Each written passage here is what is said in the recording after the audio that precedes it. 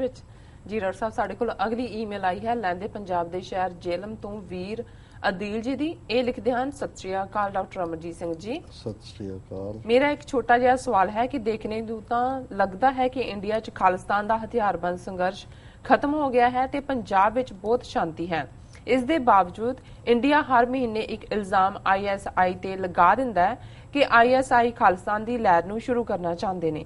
ਇਹ ਸਿੱਖ ਕੌਮ ਦੀ ਹਿਸਟਰੀ ਦਾ ਖੌਫ ਹੈ ਕਿ ਇੰਡੀਆ ਦੀ ਸਰਕਾਰ ਅੰਦਰ ਕੇ ਸਿੱਖ ਕੌਮ ਨੇ ਇਸ ਖਿੱਤੇ ਦੀ ਹਰ ਹਕੂਮਤੀ ਸ਼ਕਤੀ ਦੇ ਖਿਲਾਫ ਜੰਗ ਕੀਤੀ ਹੈ ਜਾਂ ਫਿਰ ਇਸ ਦੀ ਕੋਈ ਹੋਰ ਵਜ੍ਹਾ ਹੈ। ਸ਼ੁਕਰੀਆ ਜੀਰਾ ਸਾਹਿਬ।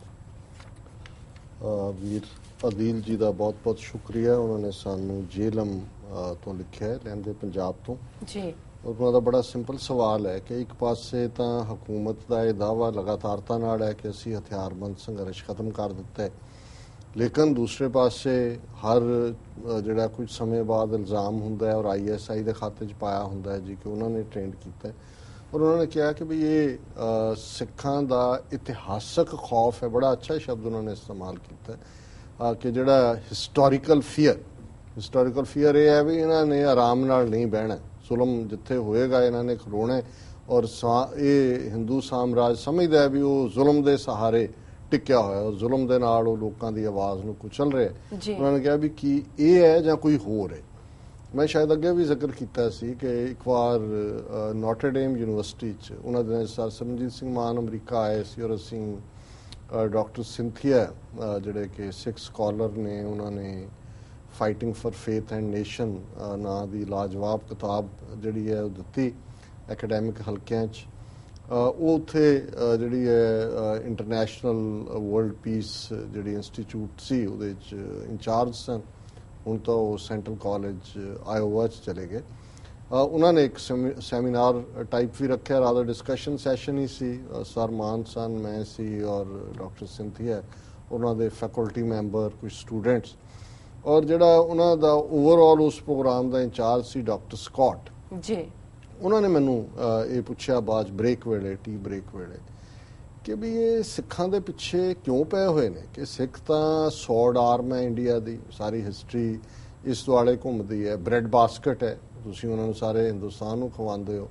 ਔਰ ਸਿੱਖ ਬਿਲਟਨ ਜਿਹੜੇ ਨੇ ਉਹ ਬੜੇ ਲਾਇਲ ਨੇ ਸਿਸਟਮ ਦੇ ਨਾਲ, ਜਿੱਥੇ ਵੀ ਉਹਨਾਂ ਨੂੰ ਮਾਨ ਸਨਮਾਨ ਮਿਲਦਾ।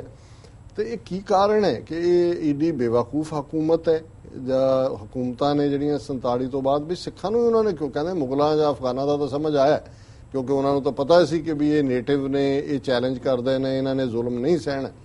ਤੇ ਮੈਂ ਉਹਨਾਂ ਨੂੰ ਇਨ ਬਰੀਫ ਕ੍ਰਿਸ਼ਨ ਜੀ ਦੀ ਕਹਾਣੀ ਸੁਣਾਈ। ਮੈਂ ਕਿਹਾ ਜੀ ਉਹ ਜਿਹੜਾ ਉੱਥੋਂ ਦਾ ਕ੍ਰਿਸ਼ਨ ਦਾ ਮਾਮਾ ਸੀ, ਉਹਨੇ ਜਦੋਂ ਆਪਣੀ ਭੈਣ ਇਹਨੂੰ ਦੇਵਕੀ ਦਾ ਵਿਆਹ ਕੀਤਾ ਤੇ ਉਹਨਾਂ ਨੇ ਜਿਹੜੇ ਵੀ ਉਹਦੇ ਕੋਰਟ ਦੇ ਐਸਟ੍ਰੋਲੋਜਰ ਜਾਂ ਜੋ ਵੀ ਸਨ, ਉਹਨਾਂ ਨੇ ਉਹਨੂੰ ਕਿਹਾ ਜੀ ਇਹ ਜਿਹੜਾ ਤੂੰ ਬੜਾ ਸੈਲੀਬ੍ਰੇਟ ਕਰ ਰਿਹਾ ਨਾ, ਜਿਹੜੀ ਇਹਦੀ ਕੁੱਖ ਚੋਂ ਜੰਮੇਗਾ ਉਹ ਤੇਰਾ ਅੰਤ ਕਰੇਗਾ। ਸੋ ਹੁਣ ਕੰਸ ਜਿਹੜਾ ਉਹ ਮਾਮਾ ਸੀ ਕ੍ਰਿਸ਼ਨ ਜੀ ਦਾ, ਸੋ ਉਹਨੂੰ ਕਿਹਾ ਅੱਛਾ ਇਹ ਆ। ਉਹਨੇ ਨਾਲ ਹੀ ਦੋਨੋਂ ਹੀ ਘਰ, ਆਪਣੀ ਭੈਣ ਵੀ ਤੇ ਉਹਦਾ ਘਰ ਵਾਲਾ ਜੇਲ੍ਹ 'ਚ ਪਾ ਦਿੱਤੇ। ਜਿਹੜੀ ਜੇਲ੍ਹ ਦੇ ਵਿੱਚ ਨਿਆਣਾ ਜੰਮਣ ਉਹ ਪਟਕ ਕੇ ਉਹਨਾਂ ਨੂੰ ਮਾਰ ਦਿਆ ਕਰੇ। ਕਿੰਨੇ ਇਵੇਂ ਮਾਰੇ ਹੋਣਗੇ। ਫਿਰ ਇੱਕ ਦਿਨ ਐਸਾ ਉਹਨਾਂ ਦੀ ਆਪਣੀ ਕਹਾਣੀ ਜਾਂਦੀ ਹੈ ਕਿ ਉਹ ਘੜੇ ਦੇ ਵਿੱਚ ਪਾ ਕੇ ਜਿਹੜਾ ਹੈ ਉਹ ਉਹਨੂੰ ਬਾਹਰ ਕੱਢ ਦਿੱਤਾ ਬੱਚੇ ਨੂੰ। ਔਰ ਯਸ਼ੋਧਰਾ ਜਿਹੜੀ ਹੈ ਉਹ ਗਵਾਲਣ ਜਿਹਨੇ ਉਹਨੂੰ ਪਾਲਿਆ ਔਰ ਉਹਦਾ ਬੱਚਾ ਵੀ ਉਸ ਵੇਲੇ ਹੋਇਆ, ਉਹ ਅੰਦਰ ਲਿਆ ਕੇ ਰੱਖਤਾ, ਪਟਕ ਦਿੱਤਾ। ਹੁਣ ਜਿਹੜਾ ਕ੍ਰਿਸ਼ਨ ਵੱਡਾ ਹੋਇਆ ਔਰ ਉਹਨੇ ਫਿਰ ਕੰਸ ਕੇਸੀ ਪਕੜ ਪਛਾੜਿਆ। ਅਸੀਂ ਇਹ ਪੜ੍ਹਦੇ ਹਾਂ ਕਿ ਭਾਈ ਉਹਨੂੰ ਵਾਲਾਂ ਤੋਂ ਫੜ ਕੇ ਕ੍ਰਿਸ਼ਨ ਨੇ ਮਾਰਿਆ। ਸੋ ਮੈਂ ਕਿਹਾ ਜੀ ਹੁਣ ਗੱਲ ਇਹ ਹੈ ਕਿ ਵੀ ਉਹ ਭਾਵੇਂ ਮਾਮਾ ਲੱਗਦਾ ਸੀ ਉਹਦਾ, ਉਹਨੇ ਆਪਣੀ ਭੈਣ ਵੀ ਕੈਦ ਕੀਤੀ, ਭਣੇਵੇਂ ਵੀ ਸਾਰੇ ਮਾਰਤੇ ਜੰਮਦਿਆਂ ਕਿ ਵੀ ਇਹਨਾਂ ਨੇ ਮੈਨੂੰ ਮਾਰਨਾ। ਸੋ ਮੈਂ ਕਿਹਾ ਜੀ ਇਸ ਤਰ੍ਹਾਂ ਹੀ ਜਿਹੜੀ ਸਾਡੀ ਵਿਚਾਰਧਾਰਾ ਹੈ ਸਰਬੱਤ ਦੇ ਭਲੇ ਦੀ, ਗੁਰੂ ਨਾਨਕ ਗੁਰੂ ਗੋਬਿੰਦ ਸਿੰਘ ਸਾਹਿਬ ਦੀ ਫਿਲਾਸਫੀ, ਇਹ ਜਿਹੜਾ ਇਹਨਾਂ ਦਾ 4000 ਸਾਲ ਦਾ ਝੂਠ ਹੈ ਜਿਹੜਾ ਜ਼ਾਤ ਪਾਤ ਦੇ ਉੱਤੇ ਖੜਾ ਹੈ, ਵਰਨ ਆਸ਼ਰਮ ਔਰ ਤੁਫਰਕਾ ਜਨਮ ਦੇ ਨਾਲ। ਮੈਂ ਕਿਹਾ ਤੁਹਾਡਾ ਸਿਸਟਮ ਹੈ ਕਿ ਐਵਰੀਬਡੀ ਇਜ਼ ਬੋਰਨ ਇਕੁਅਲ, ਇਹ ਅਮਰੀਕਨ ਡੈਮੋਕ੍ਰੇਸੀ ਹੈ। ਇਹਨਾਂ ਦਾ ਸਿਸਟਮ ਹੈ ਐਵਰੀਬਡੀ ਇਜ਼ ਬੋਰਨ ਅਨਇਕੁਅਲ, ਉਹ ਜਾਂ ਬ੍ਰਾਹਮਣ ਜੰਮਦਾ ਹੈ ਜਾਂ ਖੱਤਰੀ ਜੰਮਦਾ ਹੈ ਜਾਂ ਵੈਸ਼ ਜੰਮਦਾ ਹੈ ਜਾਂ ਸ਼ੂਦਰ ਜੰਮਦਾ ਹੈ, ਹੋਰ ਤਾਂ ਨਹੀਂ ਕੋਈ ਜੰਮਦਾ ਉੱਥੇ। ਸੋ ਉੱਥੇ ਕੋਈ ਇਨਸਾਨ ਨਹੀਂ ਜੰਮਦਾ ਹੈ। ਸੋ ਮੈਂ ਕਿਹਾ ਜੀ ਇਹ ਜਿਹੜੀ ਸਿੱਖੀ ਦੀ ਵਿਚਾਰਧਾਰਾ ਹੈ ਇਹ ਸਮਝਦੇ ਨੇ ਵੀ ਅਲਟੀਮੇਟਲੀ ਇਹਨਾਂ ਦੇ 4000 ਸਾਲ ਦੇ ਝੂਠ ਨੂੰ ਜਿਹਨੇ ਕਿਲ ਕਰਨਾ ਅਲਟੀਮੇਟਲੀ ਉਹ ਸਾਡੀ ਵਿਚਾਰਧਾਰਾ ਹੈ ਗੁਰੂ ਨਾਨਕ ਦੀ, ਜਿਹੜੀ ਬਰਾਬਰੀ 'ਚ, ਇਨਸਾਨੀ ਹੱਕਾਂ 'ਚ, ਔਰਤ ਦੇ ਹੱਕਾਂ 'ਚ ਯਕੀਨ ਰੱਖਦੀ ਹੈ। ਸੋ ਮੈਂ ਕਿਹਾ ਵੀ ਇਹ ਵਿਚਾਰਾਂ ਦੀ ਲੜਾਈ ਹੈ, ਔਰ ਇਹ ਸਭ ਜਿਵੇਂ ਕੰਸ ਨੂੰ ਲੱਗਦਾ ਸੀ ਜਿਵੇਂ ਸਾਰੇ ਹੀ ਮਾਰਦੇ ਆ ਤਾਂ ਮੈਨੂੰ ਕਿਵੇਂ ਕੋ ਮਾਰ ਸਕਦਾ ਹੈ। ਸੋ ਮੈਂ ਕਿਹਾ ਵੀ ਇਹਨਾਂ ਨੂੰ ਨਜ਼ਰ ਆਉਂਦਾ ਹੈ ਕਿ ਇਹਨਾਂ ਨੂੰ ਅਸੀਂ ਜੇ ਮੁਕਾ ਦਈਏ ਇਹਨਾਂ ਦੀ ਵਿਚਾਰਧਾਰਾ ਨੂੰ। ਮੈਂ ਅੰਗਰੇਜ਼ੀ 'ਚ ਉਹਨਾਂ ਨੇ ਕਿਹਾ, ਮੈਂ ਕਿਹਾ ਜੀ benevolent is the most hated person, ਕਿ ਜਿਸ ਤੋਂ ਤੁਹਾਨੂੰ ਫਾਇਦਾ ਮਿਲਿਆ ਹੁੰਦਾ ਹੈ, ਜਿਹੜਾ ਤੁਹਾਨੂੰ ਹੁੰਦਾ ਕਿ ਇਹਨੇ ਮੈਨੂੰ ਬਚਾਇਆ, ਉਹਨੂੰ ਲੱਗਦਾ ਇਹ ਮੇਰੇ ਐਵੇਂ ਧੱਬਾ ਜਿਹਾ ਲੱਗਾ, ਜਿਹੜਾ ਦੇਖਦਾ ਕਹਿੰਦੇ ਇਹਨੇ ਬਚਾਇਆ, ਇਹਨੂੰ ਹੀ ਮਾਰ। ਔਰ ਜਿਵੇਂ ਸਿਆਸਤਦਾਨ ਇਹ ਕਹਿੰਦੇ ਹੁੰਦੇ ਨੇ ਕਿ ਜੀ ਜਿਸ ਡੰਡੇ ਤੋਂ ਚੜੇ ਹੋ ਪਹਿਲਾਂ ਉਹਨੂੰ ਤੋੜੋ ਤਾਂ ਕਿ ਹੋਰ ਨਾ ਚੜ ਜਾਏ, ਤੁਹਾਡੇ ਬਰਾਬਰ ਨਾ ਆ ਜਾਏ।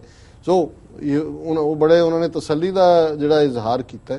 ਸੋ ਇਹਨਾਂ ਦਾ ਜਵਾਬ ਵੀਰ ਅਦੀਲ ਜੀ ਦਾ ਇਹੀ ਹੈ ਕਿ ਇਹ ਹਿਸਟੋਰੀਕਲ ਖੌਫ ਵੀ ਹੈ, ਆਈਡੀਓਲੋਜੀਕਲ ਖੌਫ ਵੀ ਹੈ, ਕਿਉਂਕਿ ਵਿਚਾਰਧਾਰਕ ਤੌਰ ਦੇ ਉੱਤੇ ਜਿਹੜੀ ਇਹਨਾਂ ਦੀ ਵਿਚਾਰਧਾਰਾ ਹੈ ਉਹ ਊਣੀ ਹੈ, ਕਾਣੀ ਹੈ, ਅੰਨੀ ਵਿਚਾਰਧਾਰਾ ਹੈ। ਔਰ ਇਧਰ ਬਰਾਬਰੀ, ਇਨਸਾਨੀਅਤ, ਹਰ ਇੱਕ ਦਾ ਭਲਾ।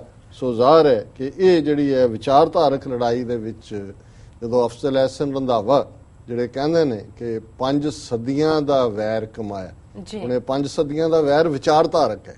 ਔਰ ਪਿਛਲੀਆਂ ਸਦੀਆਂ 'ਚ ਇਹਨਾਂ ਦੇ ਕੋਲ ਸਿਆਸੀ ਪਾਵਰ ਨਹੀਂ ਸੀ ਆਈ, ਪਹਿਲੀ ਵਾਰ 67 ਸਾਲ ਪਹਿਲਾਂ ਇਹਨਾਂ ਦੇ ਹੱਥ ਸਿਆਸੀ ਪਾਵਰ ਆਈ ਹੈ ਤੇ ਹੁਣ 5 ਸਦੀਆਂ ਦਾ ਵੈਰ ਕਮਾਇਆ, ਉਹ ਵੈਰ ਕਮਾ ਰਹੇ ਨੇ। ਸੋ ਇਹੀ ਖੌਫ ਹੈ, ਉਹ ਸਿੱਖਾਂ ਨੂੰ ISI ਦੇ ਨਾਲ ਜੋੜ ਦੇਣ, ਸਿੱਖਾਂ ਨੂੰ ਲਸ਼ਕਰੇ ਤਾਇਬਾ ਨਾਲ ਜੋੜ ਦੇਣ, ਹੁਣ ISIS ਜਿਹੜੀ ਨਿਕਲੀ ਹੈ ਉਹਨਾਂ ਦੇ ਨਾਲ ਵੀ ਇਹ ਜੋੜਨ ਤੱਕ ਜਾਣਗੇ ਕਿ ਜੇ ਇਹਨਾਂ ਨੇ ਵੈਸਟ ਨੂੰ ਇਸ ਕਿਸਮ ਦਾ ਸੌਦਾ ਵੇਚਣਾ। ਸੋ ਸਾਨੂੰ ਖੁਸ਼ੀ ਹੈ ਕਿ ਸਾਡੇ ਲਹਿੰਦੇ ਪੰਜਾਬ ਦੇ ਔਰ ਦੁਨੀਆ ਭਰ 'ਚ ਬੈਠੇ ਦੋਨੋਂ ਹੀ ਪਾਸਿਆਂ ਦੇ ਪੰਜਾਬੀ ਜਿਹੜੇ ਨੇ ਉਹ ਇਸ ਪ੍ਰੋਗਰਾਮ ਦੇ ਨਾਲ ਜੁੜੇ ਨੇ, ਔਰ ਇਹਨਾਂ ਦਾ ਬਹੁਤ ਬਹੁਤ ਸ਼ੁਕਰੀਆ। ਜੀ ਡਾਕਟਰ ਸਾਹਿਬ, ਤੁਹਾਡਾ ਬਹੁਤ ਬਹੁਤ ਸ਼ੁਕਰੀਆ। ਇਸ ਨਾਲ ਨੇ